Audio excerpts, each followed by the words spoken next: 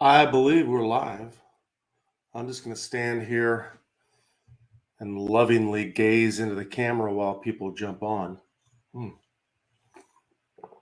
I'm gonna aspire to be awesome. And no, they're not a sponsor. They just happen to be cheap at Sam's Club, where I bought them. Wow, we have 10 people on. Good morning. 23 people on. Man, oh man. Jared is on. Joe is on. TC. Man, what is TC doing on this morning? Oh my gosh. Mecco is on. Tony, good morning. Good morning. 33 folks live, folks. 33 folks live, folks. That's like repetitive. Hey, good morning. My name is Mike Seeklander. Looks like we have a bunch of people jumping on right away. This is absolutely incredible. Looks like a ton of you are coin members, of course. I love my coin members. If you're wondering what a coin member is and you happen to be watching this, that is, of course, an American Warrior Society coin member. And I know I probably have ACSS members on as well. So love you. And good morning. Good morning. We're starting this morning's live stream, and we're going to be talking about the appendix position in terms of competition and defensive use. I'm going to be showing off a bunch of gear. This is the Ultra Appendix inside the waistband holster. This one happens to be my signature series line. So if you're sitting there, write down precisionholsters.com if you see this and check this out. Click on the Seeklander signature line. It's got that beautiful flag as well. And we're going to be talking about some gear. We're going to be talking about holsters, and I'm going to try to separate both the competition use of the new appendix position that's legal in IDPA and that technically, I guess, has been legal in USPSA for a while. We're going to talk about the reasons why you might compete in the appendix position, the pros and cons of it. And then we're also going to talk about the defensive use of the appendix position and why I prefer the appendix position, which guns I recommend you carry in the appendix position, and a bunch of other stuff. And by the way, I'm wearing my Shall Not Be Infringed shirt to support the Second Amendment. Of course, all of our gun rights are being infringed upon right now. People are going after them right and left. And certainly we'll talk about maybe some common sense things that make sense in a future podcast with Mr. Rich Brown and I. By the way, we have 53 darn people on. This is absolutely amazing this morning. Let me see who I have, and then I'm going to do a quick safety briefing, and then we'll get into the show. Hey, Will Rhodes, how are you? Good morning. DJ is on. Bill Morgan. Good morning, Bill Morgan. How are you? Skip Davis is on. John Shriver, Oklahoma. Coin number 1919. That's kind of a cool coin number. Hey, Matt Sims. How are you, buddy? Mark from Ontario, Canada, man. Hey, Mark, I know you guys have some crazy stuff going on in Canada. I'm sorry for our brothers and sisters up in Canada, what's going on up there. I hope that gets resolved in the future in terms of some of your gun control related stuff. I don't know. I mean, it's, obviously it's the beauty of living in the United States of America and us having the Second Amendment. By the way, folks, the Second Amendment is what segregates or separates, the things that happen of all these other beautiful, incredible countries like Canada, Australia, England, from us and having the ability to own a firearm or defend ourselves or whatever else. We have a bunch of people on. Hey, IDPA, good morning, Chris. Mark Snyder's on. Good morning, good morning, good morning. Joe Piazza, good morning from Florida, sunny Florida. I'll tell you what, it's sunny here in Oklahoma. By the way, we're on like a 10-day cycle of 90-some degrees plus, as John knows, who's in Oklahoma as well. We had a heat index of 115. Anyways, no more chitter chatter. Let's talk about safety. Number one, if you're joining me, good morning, folks. If you're just jumping on, my name is Mike Seeklander. For those of you old hats, please click the share button. Click share to a group. You know what I'm about to do. I'm about to do a safety briefing. So this is a perfect opportunity for you to send a text message or an email or whatever else and let people know we were on. So all safety rules apply. If you're going to dry fire and handle firearms, please make sure they are unloaded firearms and you are in a safe area and you have a safe backstop to dry fire into. Anytime you do dry fire, you should have a safe backstop. All primary safety rules apply. Watch your trigger finger. Finger should be outside the trigger guard and off the trigger at all times. Watch your muzzle direction, safe backstop and beyond. And of course, all guns are loaded. So every time you pick up a firearm, whether I pick up this beautiful little SFX9, I'm going to make the assumption that this sucker is loaded until I double and triple check it. In that case, I'm still going to handle this firearm, this beautiful little thing, as if it were a loaded firearm. So make sure you do that, okay? So we got 68 folks on. I have a bunch of guns here. I'm going to show you and talk to you real briefly about maybe the purpose of why we might compete with the appendix position. These are two of my favorite 320s. This is a compact 320 that I owned for many years, and I sent back to my favorite company, Mr. Wilson Combat, which of course is one of my sponsors, full disclosure, and they customize the slide and stuff like that. Very, very beautiful. I'm going to show you unloaded and clear with that firearm. Chambers clear, mag wells clear. Done a couple things on it, added some great grip tape so it's nice and grippy and whatever else, okay? I'm also going to show off this 320. This is one of my competition 320s. I'm about to heavy this sucker up with the tungsten guide rod, et cetera, but this is a Wilson Combat 320 bottom end and top end as well. So one of my favorite guns to compete in carry optic. And of course, one of the guns that I'm actually competing, just shot in a match at carry optic, is this one. So I've got an unloaded and clear 320 with a heavy bottom end. Once again, that's a Wilson Combat top end 320. I'm playing with an SRO. We could talk about optics later on in the live stream as well. One of my standard Glocks that I use were some of my law enforcement classes and maybe some of the military classes. Just a standard Gen 5 Glock 17. And of course, a Wilson Combat customized slide. This is a Gen 4 Glock 19, unloaded and clear. Whoa! Just kidding, right? Haha. Hey, that was kind of a trick. If you notice this barrel, that's a red barrel. That's called a Coolfire trainer barrel. I converted this right before the show, and I gassed it up with compressed CO2. By the way, today's show sponsor is both Precision Holsters and Coolfire.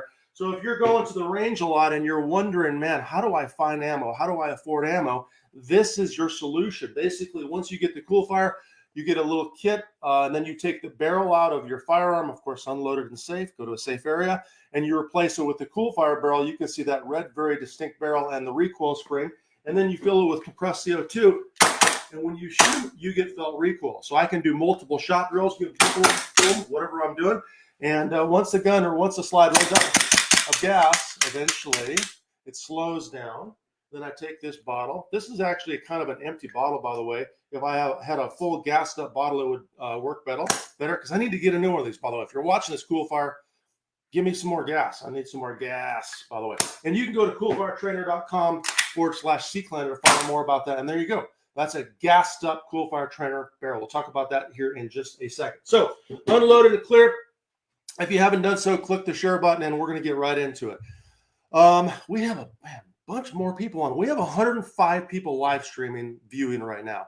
Also, if you haven't checked out some of my recent logs, I want you to go to the App Store or the Google Play Store if you have an Android device, and I want you to look for a little app that looks like that. See the little red one on the top? That's called LiveFire. So if you're wondering what I'm doing on the range, you can literally see every one of my training logs. So if you're like, hey, what is the theme of today? Well, it looks like Mike is working on USPSA Carry Optics General.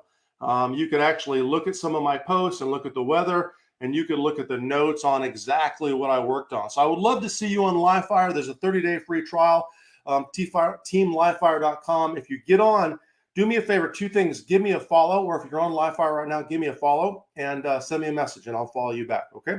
So let's talk about the appendix position. Now, you're probably wondering, well, Mike, why are you wearing this fancy compression type shirt trying to show off my awesomeness?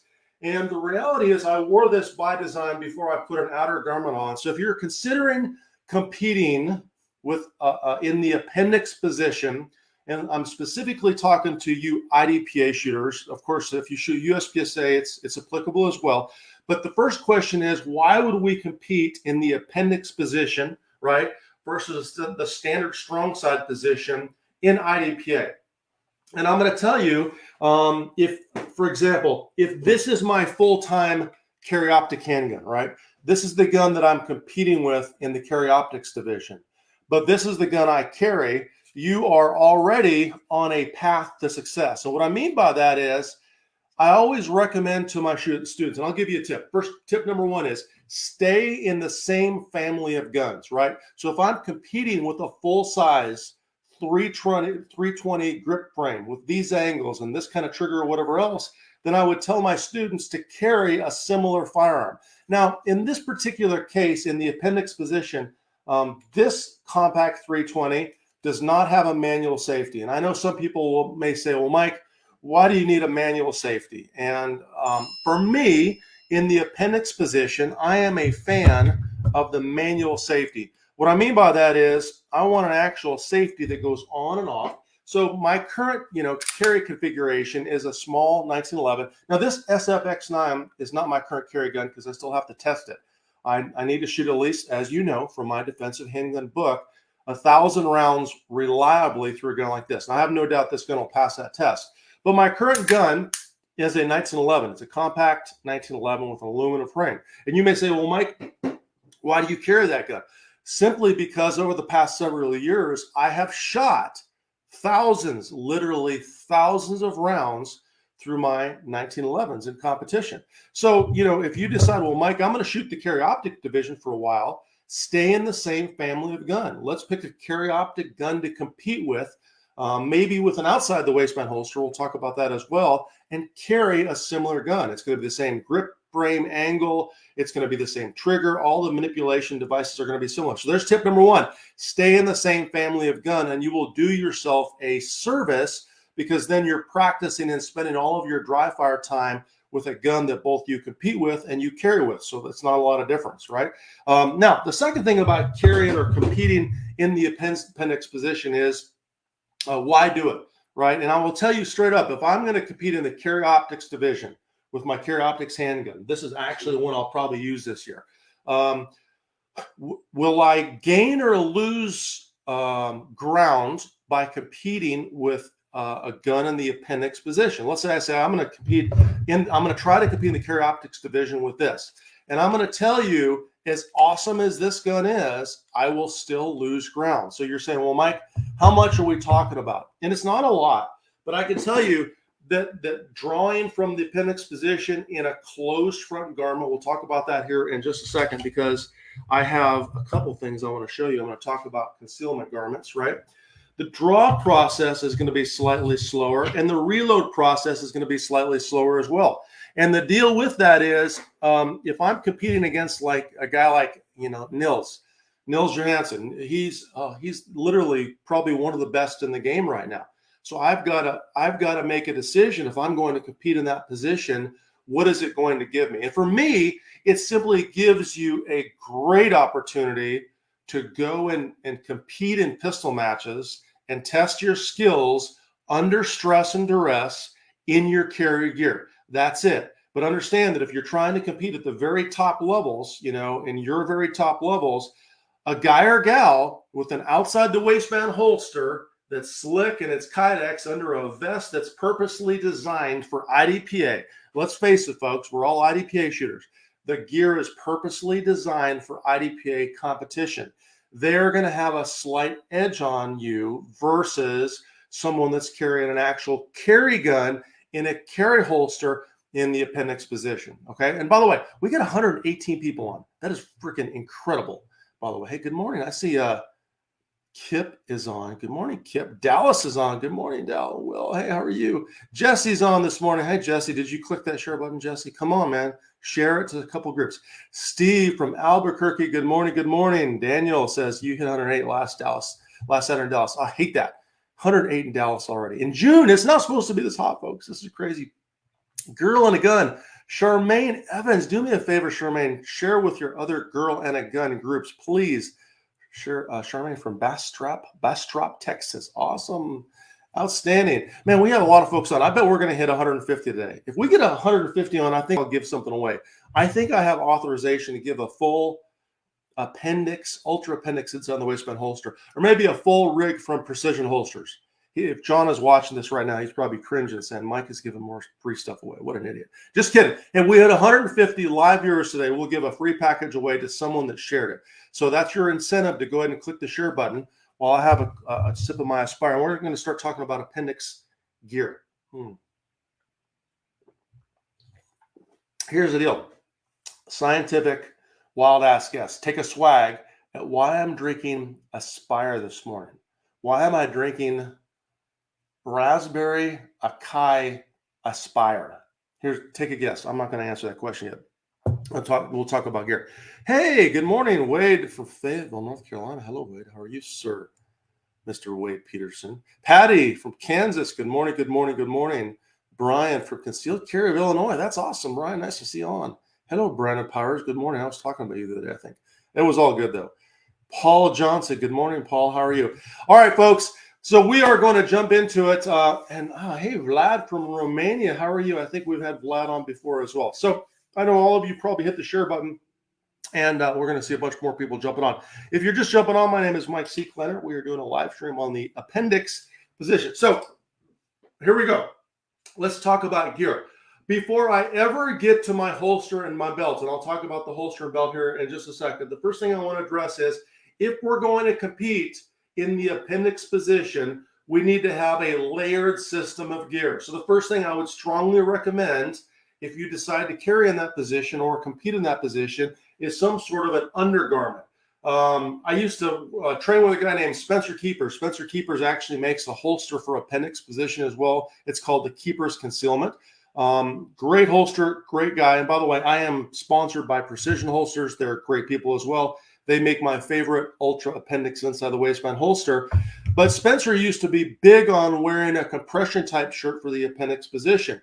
And what you're going to find is, you know, a rash guard for you jiu-jitsu fighters, or a compression type shirt, or whatever you want to call it, is going to give you a slick surface for your hand to move against when you're drawing the handgun. So the first, I think, piece of your equipment, if you're going to compete in the appendix position to be as good as you can be, is to consider some sort of undergarment like this one. Now, the second thing I want you to consider is your outer garment. Now, in the appendix position rules, we're going to have to conceal the handgun. So if I'm going to compete in the appendix position, I'm going to be wearing what I call a closed front garment. So a closed front garment would be a t-shirt or a polo shirt. These are both made by 511. I brought two different variants. They're pretty much the same color, I think. I'm kind of colorblind. So if I'm not matching today, sorry, Chris, it's your fault. You should have matched me before we started this live stream.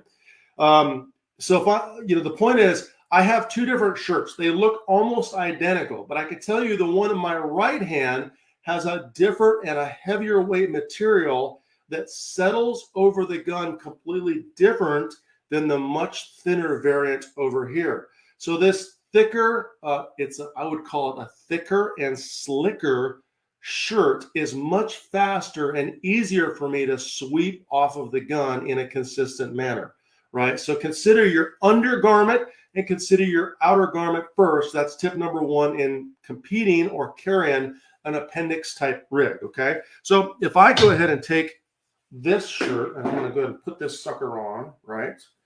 And the key here is it's got to cover the gun entirely, and I want you to consider how the actual shirt hangs, right? So if I compete in the appendix position, you know, maybe, I don't know, I might. A couple things in your outer garment. I want a somewhat heavy material. So if you can feel this material, it's a little bit heavier weight material. And I may not wear an undergarment that is long sleeve, although I tell you what, the benefit, if you could find a compression shirt that has an SPF rating, you know, like the HUK gear or whatever else, that's a great advantage. So you could be wearing something, and this one happens to be made by Core Performance. I don't think they sell these anymore. They're pretty awesome. That was JJ Ricaz's idea to have shall not be infringed. I think I'm going to copy that on a future shirt. But the point is, if you had an SPF rating shirt, you could wear that during the sunlight. You wouldn't get super hot. So that's kind of an advantage as well. But this shirt kind of settles heavy. So it's very easy for me to reach inside the shirt and start the sweep process for the appendix position, okay? Now, the second thing you want to do if you're going to compete in the appendix position, like everything, is you're going to want to have a good belt. Now, this one is my actual everyday wear belt. This is made by Precision Holsters. I have another variant. I don't know if I have it in my office or not. Doesn't matter. I have another variant of this belt. It's the same look and it's the same securing device, but it's thicker. John over at Precision Holster actually makes a thicker version for IDPA. And remember, the thicker and stiffer your belt is, the more it's going to support your holster on the belt. What we don't want is we don't want the holster and the mag pouches moving around on the belt themselves. And, you know, here's another thing. In terms of the subject we're covering today, I am going to be talking about material specifically for competing with the with the appendix position. But I'm going to tell you something interesting. Every single thing that I'm talking about applies directly to the defensive scenario as well. So whether or not you're going to compete with your appendix holster or defend with your appendix holster, it's the same stuff. It really doesn't change a lot, okay? Now, for me, I'm going to use this. This is the Ultra Appendix inside the waistband. This is my signature line. You can find it online.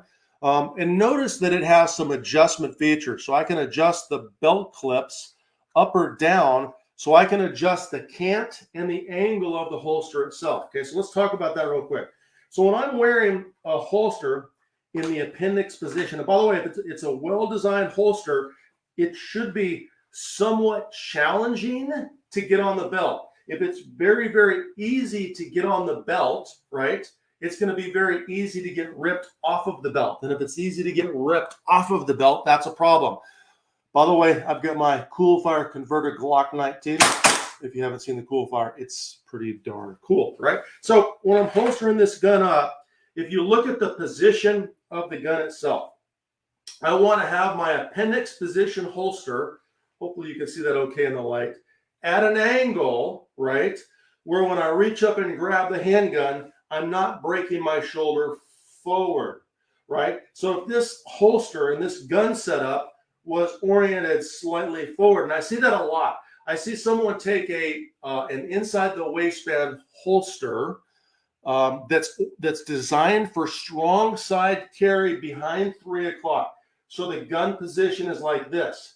And then they move that holster up to the appendix position.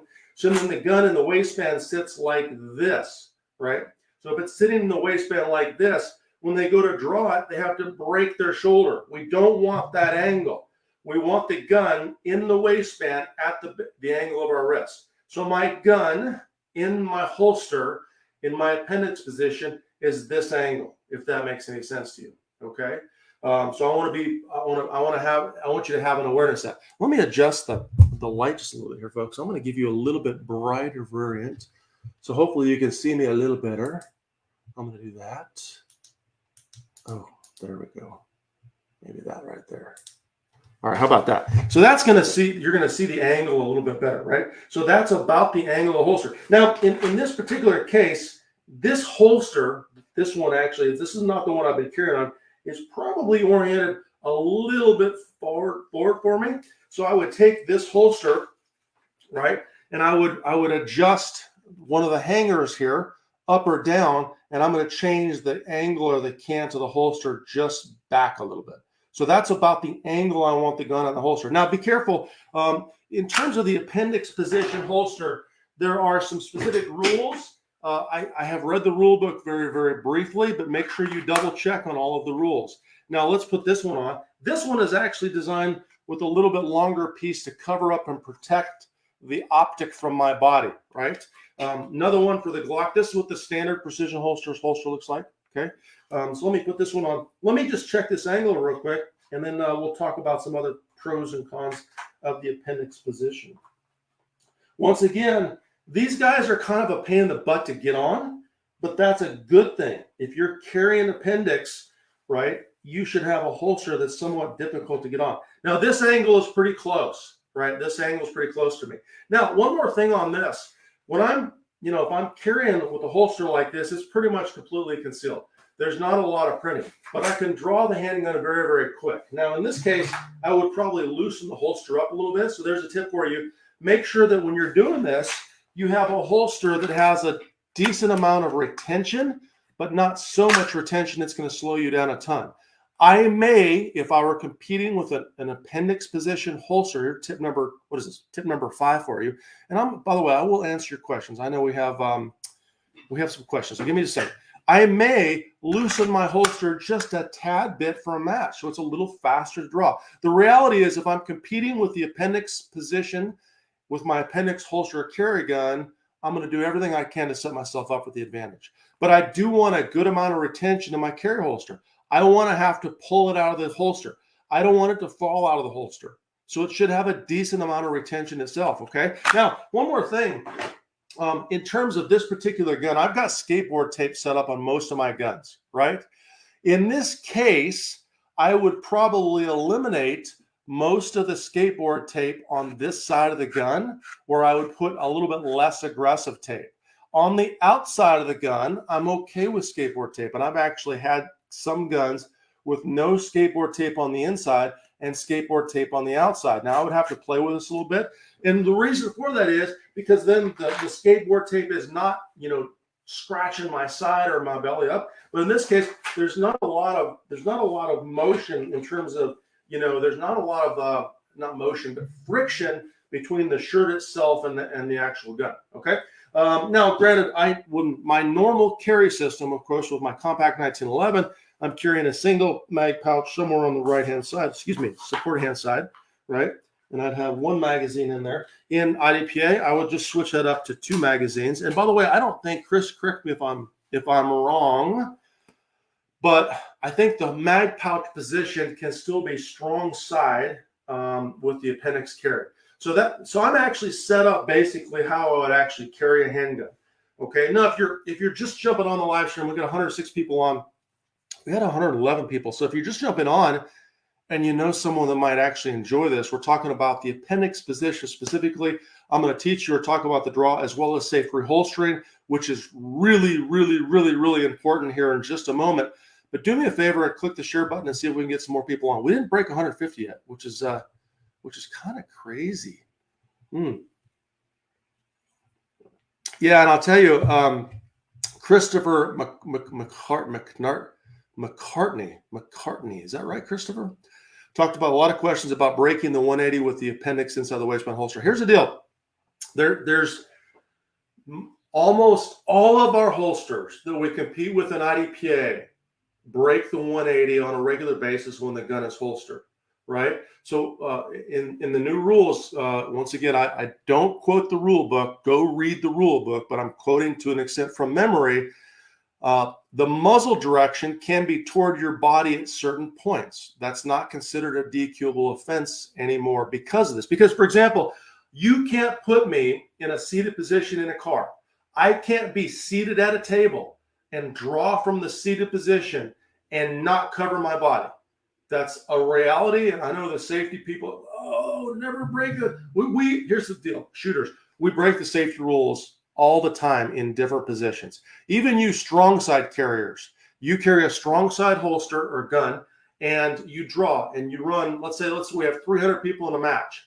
Strong side carriers drawing that gun out, and I know the SOs are really good and looking for it. At some point in time, swept a part of their body. It's just a fact of the matter. For me, I would say we eliminate a lot of those positions or accept the fact that that's what it is. But if I have an Appendix position holster on and I draw from a seated position at my desk or in my vehicle, there's a point where that muzzle sweeps my body momentarily as I'm drawing it, which of course means that I have to have really good trigger finger discipline at all times. And I always tell my shooters, here's one more tip for you. Instagram, by the way, I'm throwing this up on Instagram later. If you're shooting, touch the trigger. If you're not shooting, touch the slide. Touch the trigger, touch the slide. Touch the trigger, touch the slide. No, I did not shoot holes in my wall. I've got a Coolfire trainer if you're just jumping on. So get in the habit of learning to touch the trigger, touch the slide, touch the trigger, touch the slide. And by the way, the ability to do that fast is important because we might be shooting through a port right over here, and we need to get the gun over here to shoot the next target. Having the ability to fire a couple shots. Let me get on camera. Sorry. Fire a couple shots here and come out and fire a shot is important, but that finger comes all the way out and all the way out. Every time that finger position is incredibly important. By the way, why did my dock go off? Oh my gosh, my battery is dying on my Delta Point. Never had that happen before. So let's talk. Where was I going with this? So in terms of competing with the Appendix position, just to kind of summarize, and then I'll do a little Q&A, and then I'll talk about the draw and the reholstery process. Would I compete? Will Mike Seeklander compete in the Appendix position in IDPA? Only, and I almost use the word novelty, but that's not a proper word because that almost insults the ability now to compete with my full carry gear system. I will do it at matches during time frames of the year where I desire to shoot and compete with my full carry system, right? Whatever my carry system is, it's a perfect and incredible opportunity to be able to compete and test your stress, test your shooting skills under stress and duress. So we'll say it again. It's a perfect opportunity for you to compete and test your shooting skills, both your manipulation, your marksmanship skills under the stress and duress of a match. So it's an incredible time. So that's when you will see Mike Seeklander potentially competing with the appendix position, like this, like I'm set up right now. Now, I will tell you, I'm not a fan of, let me get my other gun. I'm personally not saying it's not a no-go, but I'm not a fan of carrying a striker-fired non-manual safety handgun in the appendix position. Let me be very specific, though. That's a personal choice. I know lots and lots and lots of people that successfully and safely carry a striker-fired non-manual safety gun in the appendix position. I just chose not to over the last few years. And of course, I have a default to, I'm going to carry a manual safety 1911 system. My current one has a grip safety and a thumb safety.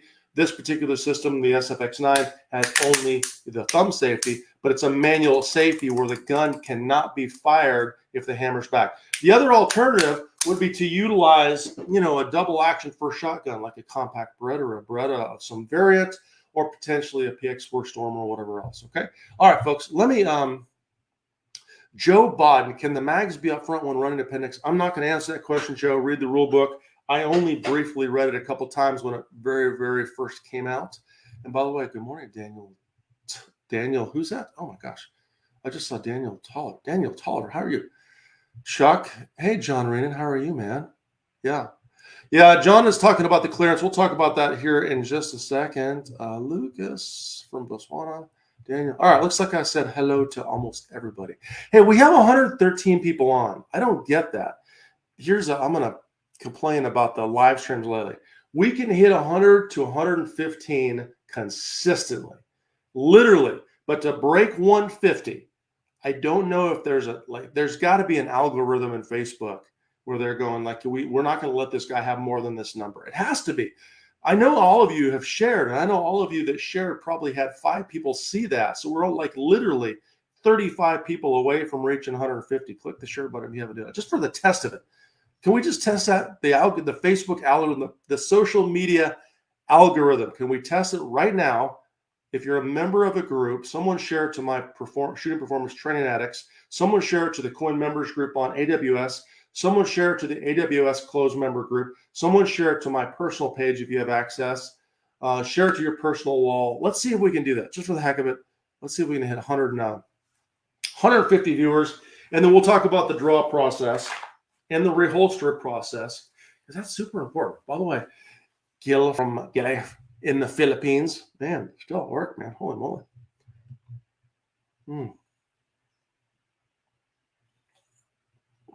Gerald says, this stream 20. Not sure what that means.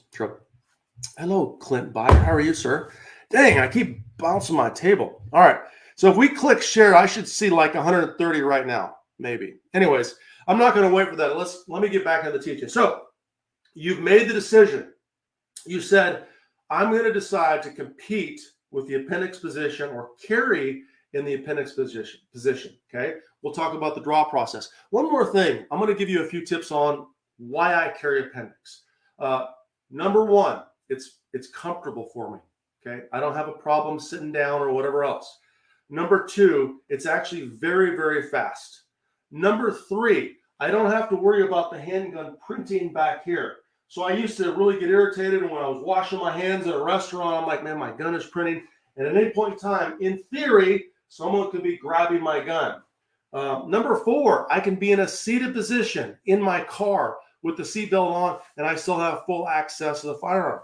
If I'm in a seated position in a car, I have less access of my firearm at a table or whatever else. Okay, so the appendix position allows that.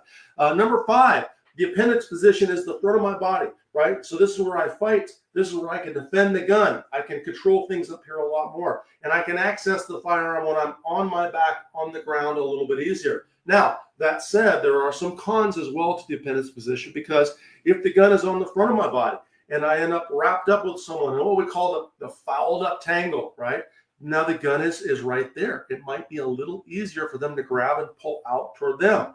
If I'm on the ground, they can reach and access my belt. But for me, the advantage of the opponent grabbing my gun is also an advantage for me being able to defend and disengage and do the things to get the gun out. I know I'm doing a lot of weird hand stuff, but if you understood the close quarters dynamics, for some of you that have trained with Craig Douglas, aka South Narc, you'd understand that I'm doing a drag, drive, draw to a close quarter position.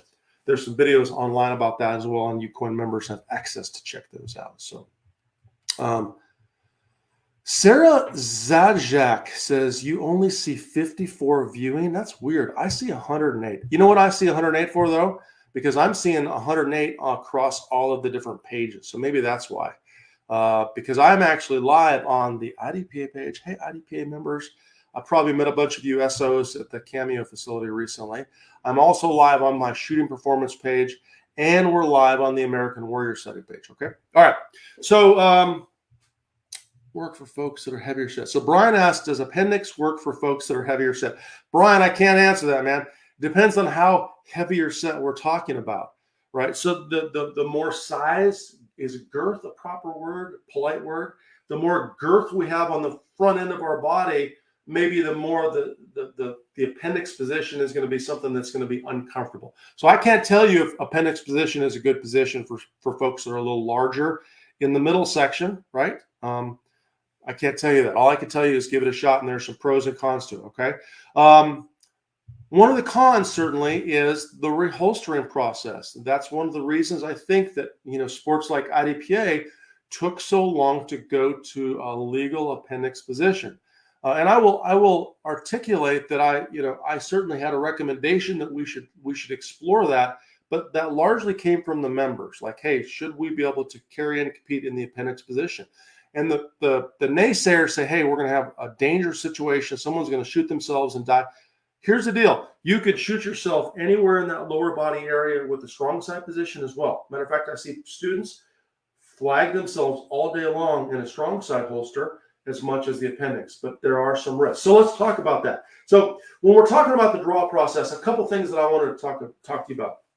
Number one, there are a lot of folks online, and maybe if you compete with it, that are doing what I call the rip and grip. And the rip and grip looks like this, where I'm going to take my support hand, right, and I'm going to rip the garment out of the way. So I'm going to rip and grip the handgun out of the holster very, very fast. Now, the reason the rip and grip is fast is because we're doing two things at once, right? I am ripping the garment out of the way as I'm drawing the gun. By the way, if your undershirt is not long enough and tucked in well enough, and you have a little bit of skateboard tape on the back of your gun, it may catch, and that's what you just saw there. So the rip and grip is fast because I'm doing two things at once. I'm ripping the shirt out of the way, and I'm gripping the handgun at the same time. So it's very, very, very fast.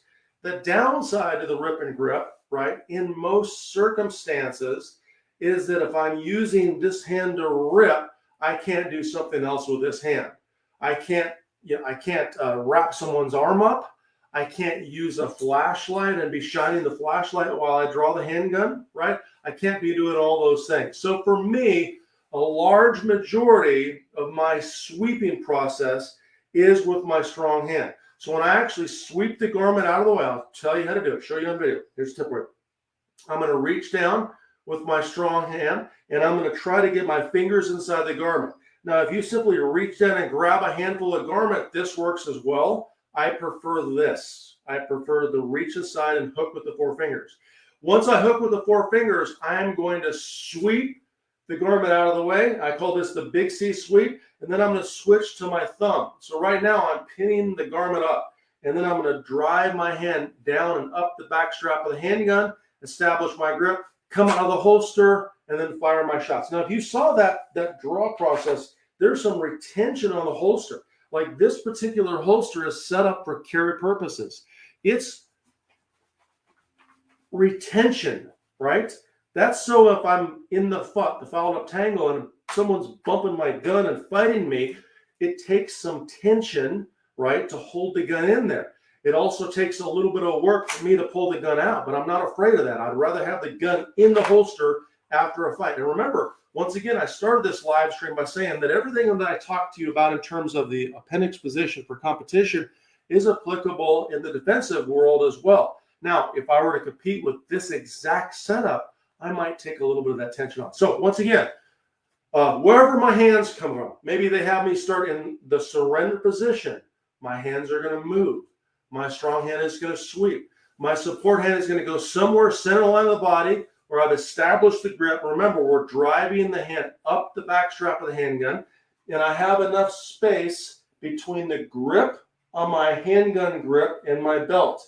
If your handgun is too low in your pants, you'll not be able to grab the handgun properly. But I'm attacking the gun from the rear, right? So I've established a decent grip. Gun comes out of the holster, it drives by my support hand, and I build that grip. Now, when I do this, I want you to pay attention. Where my support hand is right now, I am assisting with the shirt. I am actually holding the shirt out of the way, but I don't need my support hand. I could take my support hand and put it here, and I can do a full draw process without the support hand. But I do assist with the support hand. I'm gonna have to investigate that skateboard tape on the back of my gun. It is really grabbing my shirt. And this is a great example of testing in your gear. I typically won't have skateboard tape or something that aggressive on this side of my gun in the appendix position because the gun is pushed up against my body the entire time, right? So one more time, when I'm doing this, I'm going to reach down with my strong hand. Now, I'm not saying that I don't utilize the support hand if I miss the strong hand sweep. So if I reach down to sweep the garment, I miss with the strong hand, you may see me pick it up with my support hand, if that makes sense. But I want to have the ability to draw only with the strong hand. And in the case of maybe competition or IDPA, you know, there's some times where we have to do something or reach up or whatever else. Well, in that particular case, you know, maybe my magazine is on a table, or, you know, I don't have my magazines on my body. Well, I could be reaching up and grabbing my magazine while I'm drawing the handgun out of the holster. Now, we're never going to cover our support hand. So let me give you the side view of the draw process. You're going to see my support hand go center line, and the gun is going to drive by. From your perspective, it looks like the gun is close to my hand. But if you look at the gun is never close to my hand.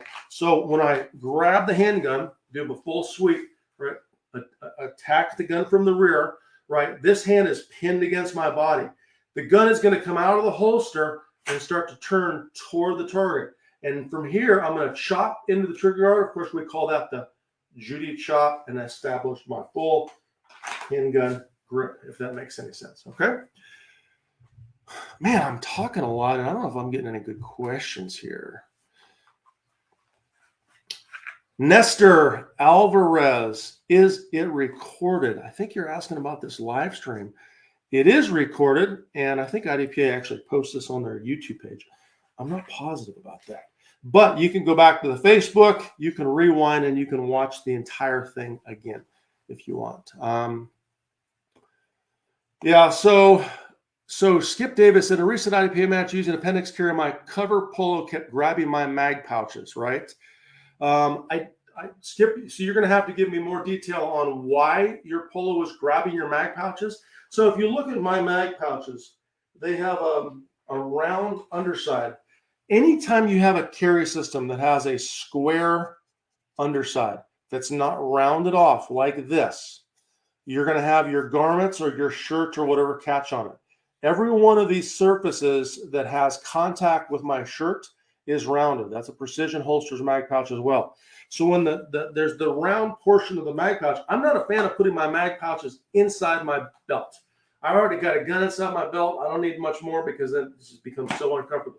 But I can sweep. There's no friction. There's no hang up on the mag pouch. So it kind of flips off. The only way the hang up would be is if it went all the way under the square. So Skip, I would check and see if you have a square bottom. The second thing is look how the shirt actually hangs, right? My shirt hangs out from my body a little bit, right? This is my favorite appendix shirt.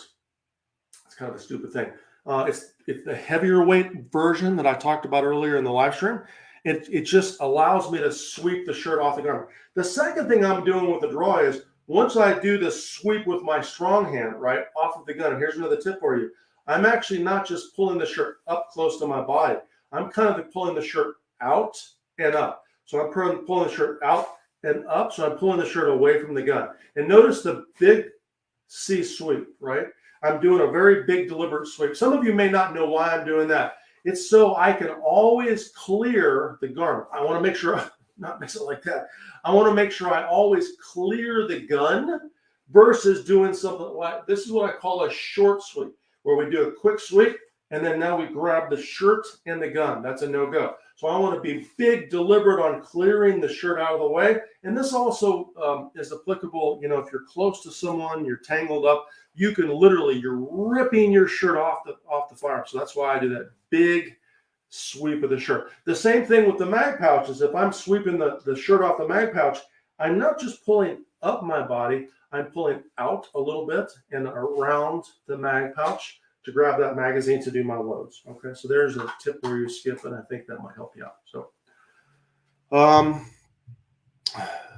I agree. And Daniel's talking about, you're an SO. You know, you're just going to have to position yourself as good as you possibly can in terms of drawing the handgun. So look, one more time. Draw process from appendix position. Consider the strong hand sweeping motion with the support hand and assist, right? Versus the rip and grip. And I will tell you, though, that the rip and grip is a little bit faster. I'm talking about a hair faster if you practice it.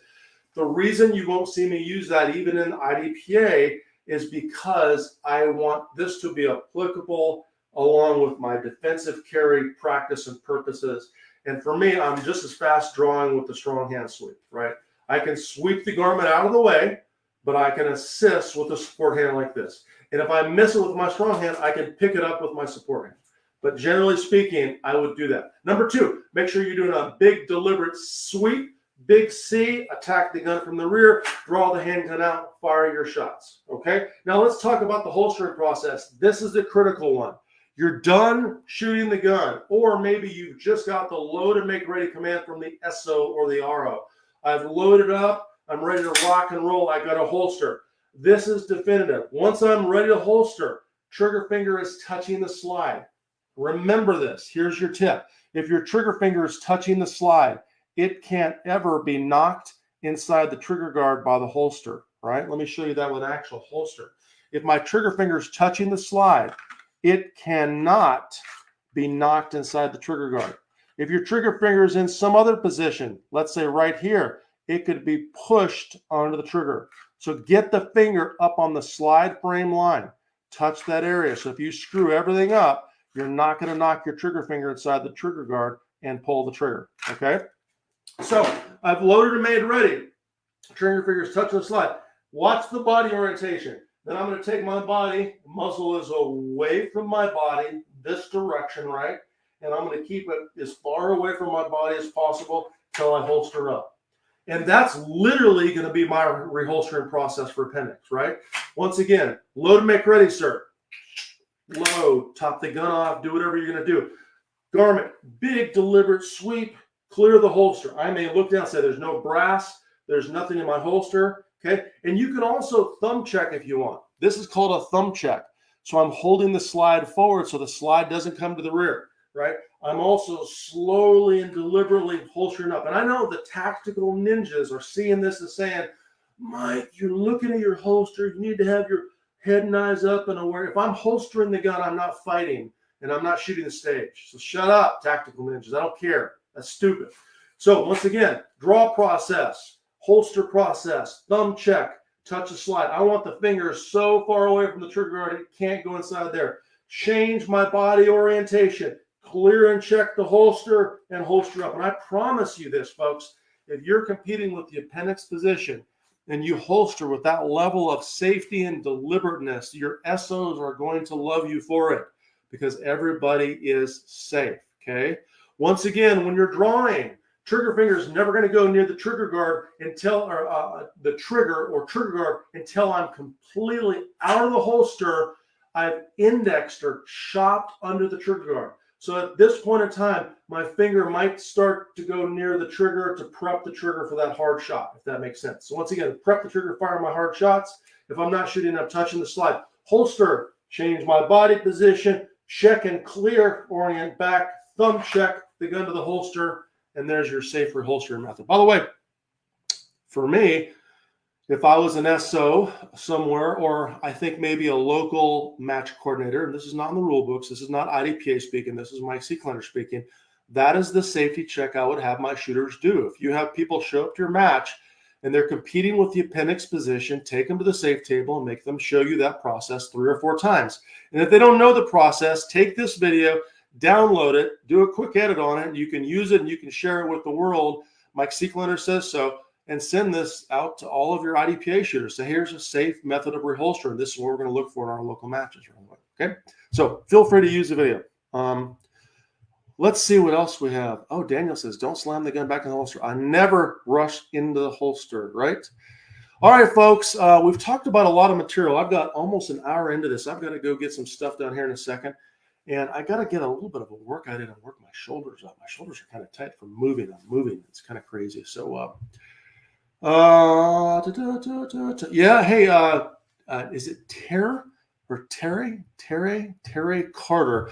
Terry Carter is talking about the striker. I think it's called the striker control device. So if you are using a Glock, the striker control device actually replaces the striker plate on the back of the gun, and it actually moves and flips up every time the striker goes to the rear. So if you take that striker control device and you thumb check to the holster while you're holding that striker control device down, you can't pull the trigger, right? You can't pull the trigger. So that's kind of interesting. But I completely agree.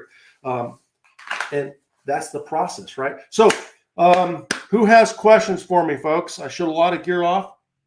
By the way, I showed off the Ultra Appendix holster. If you're going to compete Appendix, find a holster system that is designed for both speed, comfort, as well as security. Okay. When John at Precision designed this holster, everything about it, from the pad here to the thickness here, every single thing about this is to make it very, very secure, very, very fast, very, very concealable. So if you're going to pick a holster to compete with, pick a good system.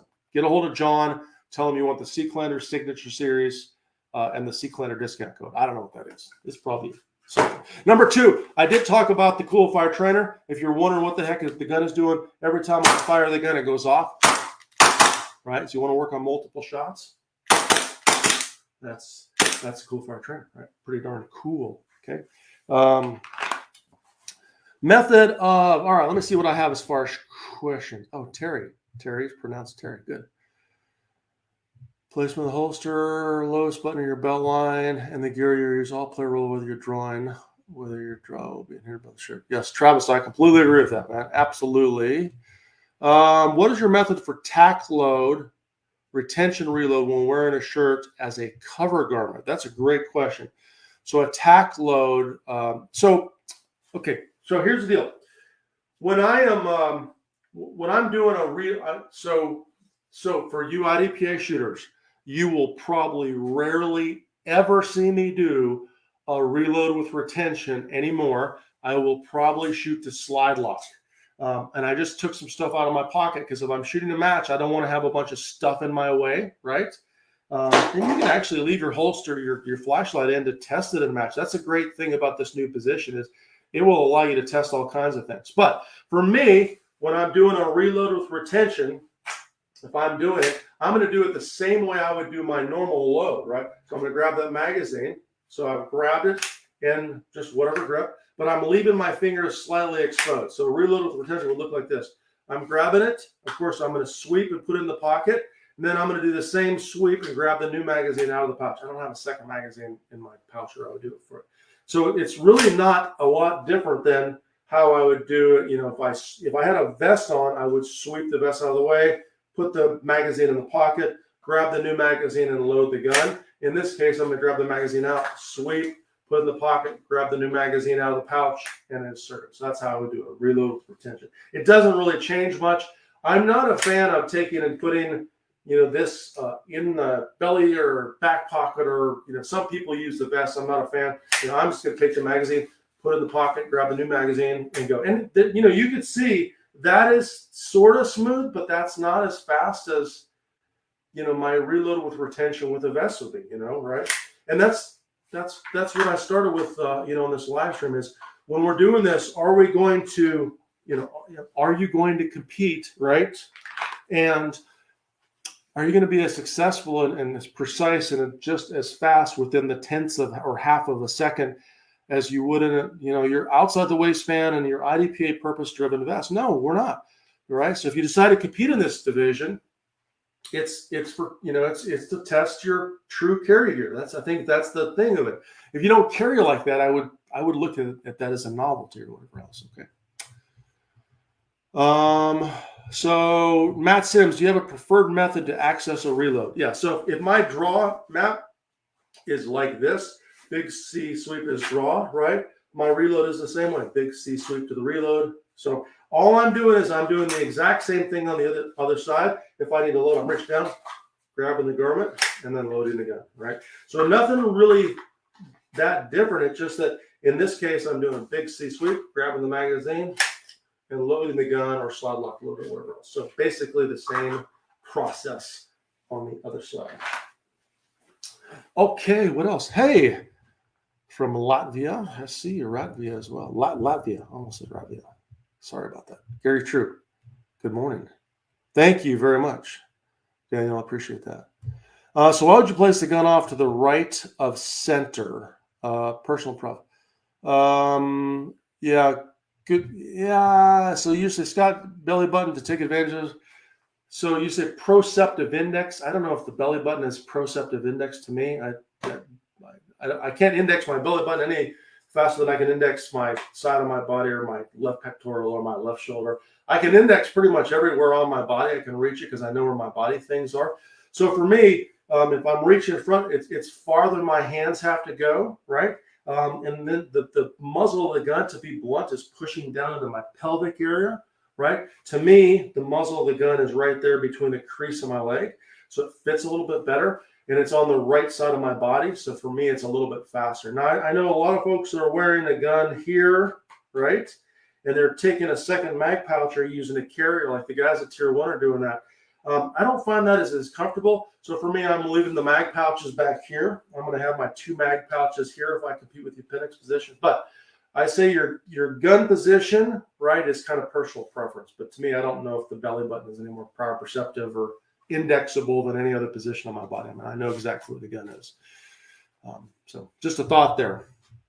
Do I have an age holster position slightly to account for different belly placement? Yeah, that's a good question. So Matthew, so in these pants, I like to put the clips on both sides of the belt. And oftentimes when I get my pants on and the belt in there, so obviously my pants are on, right? I'm going to take the gun and I'm going to push that clip up against that position. So now I know that the holster is in the exact same spot. Now, some of you, maybe you prefer a little farther back. Some of you maybe prefer a little bit farther forward. But I'm using the belt clips and the belt loop to determine my exact appendix position. And then I would adjust the gun angle from there. Like, for example, this angle is probably a little farther forward. I would probably adjust this just a little farther back. So when I actually index the gun, my wrist is at a natural angle versus this or this. And I don't want to break my shoulder down. So there's a thought for you as well. So good morning. Let's see what else we have on here. Okay, it looks like IDPA is sharing. Thank you very much. I don't see many more questions. Daniel's talking about making PCC shooters wear a cover garment. I agree, right? All right, I don't see any more questions. Oh, wait, sorry, Trevor. For personal defense, I have read that using a pattern shirt is better for printing. Trevor, I would agree with that. I can't tell you. It's interesting when we're talking about concealment. Like, for example, this is not a pattern shirt, but it has some unique creases and things on it. It has a very interesting color where I'm hiding almost a full-size gun with an optic on it, and you can see maybe a little bit of printing right there, but there's really no printing or showing unless I lean to the rear, right? In which case, if someone saw this stuff, would they know that was that a belt button? Is it a belt? There's not a lot of telltale printing of this setup, and it's a solid color, but it does have some creases. But I would say that certain pattern colors tend to hide the gun better. Grays tend to really show printing. Darker colors with some shadowing or whatever else tend to hide the gun a little bit better. Put the shirt on. 2 things. It's, see if it's thick enough for you to draw from, and just put it on and get in front of a mirror and say, okay, is this concealing the gun enough? And I will tell you, I think sometimes we worry too much about printing. I just don't think the average person out there is looking for you printing. But be aware, though, that hardened street criminal or thug may very well be looking for printing firearms for, to see if there's a police officer in the area or whatever else. So just be aware of that as well. Hey, Rob Pincus is on. Good morning, Rob Pincus. How are you? My buddy Rob Pincus from a long time ago. I haven't seen you for a while. All right, I don't see anything else, folks, and I'm an hour into it. So we talked about the appendix position. Just to summarize, just a few things that we discussed. I talked about keeping the family of guns that you're using the same. So if you decided you're going to compete with a full-size 320 top and bottom end carry optic division, compete with the same family of gun in the appendix position or carry the same family of gun. For me, it's been 1911s for years and carry a compact 1911 because I've shot so many rounds with the 1911. I'm starting to shoot carry optics, so you might see me carry a striker-fired handgun. And once again, this is personal. Mike Seeklander's preference. You will probably see me carry potentially a striker-fired handgun with a manual safety on it. A good manual safety that I can wipe on and wipe off very, very quickly. That may be a 365 variant. It might be a compact 320 variant or something like that. But I'm going to keep it all in the same family of guns. Number two, we talked about the inner and outer layers of appendix. So if you're going to compete or carry with appendix, we should strongly consider some sort of underlayer, a compression shirt. And by the way, it doesn't have to be long sleeve. They make the compression style tank top shirts that fit close to your body and give you a very slick surface to move your hand against when you're drawing the handgun. Because remember, in this position, the gun is very tight and very close to your body. Have a good belt. We talked about a strong belt. Make sure your holster is set up at the right angle. Remember, the gun should be at this angle in this position, and if you move the gun around your body, the gun angle continues to change. Or if I'm carrying strong side 3 o'clock, my muzzle's in a different angle. You can't take a strong side holster, move it up to appendix and be successful, because then you'll have to break your shoulder to draw the handgun. We don't want that, okay? Select a good holster with very, very good, robust clips like this one, right? This is actually made by Precision Holster. So that's the clip I'm using. It should be difficult, last but not least, and I'll show you the drawn holster, to get on and off. So if it's like, okay, I'm kind of fighting getting those clips on, I got to pull my pants up, that's a good thing, okay? And I got to tuck my cover garment in because I have some skateboard tape on this gun that I normally don't carry with, right? The draw process, we talked about this. I'm a fan of the strong hand sweep.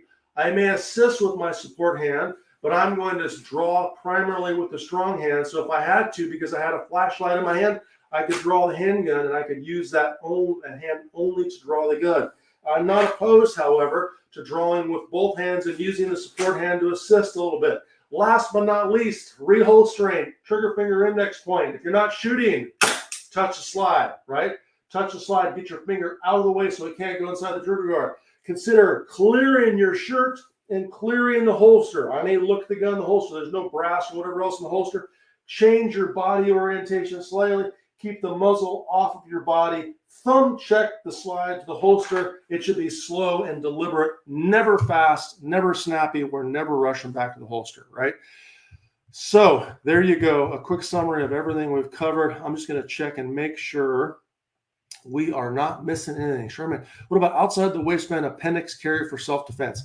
Charmaine, I don't know about that. I'm not, like, if I took this holster and put it outside my waistband, I'm not saying that's a no-go, but I think it defeats some of the things of appendix inside the waistband. Concealability, security, because the gun is truly inside your, not just your belt and your pants, as well as there's no printing of the holster under the shirt. Now, I'm not saying that's a bad idea, although in this position, I couldn't have the gun out there because it would get in the way of the belt, okay? Just a thought there, okay? Brian, you're exactly done. DASA, I'm all about that for the appendix position, okay? And Brian says everybody should have Hawaiian shirts. I'm all about that too, so. Yeah. Yeah, nice, David. David, I'm glad to hear that. I'm glad you both hopefully learned some things, okay? Dallas can't wear appendix. Hey, I'm okay with that too. No big deal, so. All right. Hey, Tina. Good morning. How are you? Rewind and watch it. We covered some great stuff. So, and Jared said Montana M&P 10 millimeter new Montana 80. Say, hey, that's the thing about Jared. He lives in an area where he may have to defend himself against something bigger than a human. So I don't disagree with that at all. So, anyways, folks, that's all I have. Thank you so much for sharing. Thank you for watching and some of your questions. If you're watching this live stream later on, or if you're watching this later on, maybe on an Instagram tip or maybe on the YouTube, if you enjoy the material and you learn a couple things from it, it's 100% free. Other than me mentioning a couple sponsors and trying to promote some good companies and brands, do me a favor, click and give it a share. I'm today probably going to send an email out about Force Multiplier Challenge. We're going to do another membership special for the coin member area. Force multipliers. That means that, I got 76 people watching me right now. We had about 118, 120 today. Maybe one or two of us or all of us can influence one person to get a gun, get training, go armed on a regular basis. That's a force multiplier, right? That means that there are more people out there that are armed and ready to defend. I called for force multipliers many years ago after another ridiculous active shooter situation. It makes me sad and hateful to think about some of these idiot predators out there and these psychopaths. But become a force multiplier. If you're not carrying right now on a regular basis, why not? You should be. And let's influence other people to do the same. And once they do so, they can go to the sport of IDPA and they can test their skills under stress and under duress from the appendix carry position. It's not a training method, but it's in fact a testing method. And it's a pretty darn good one.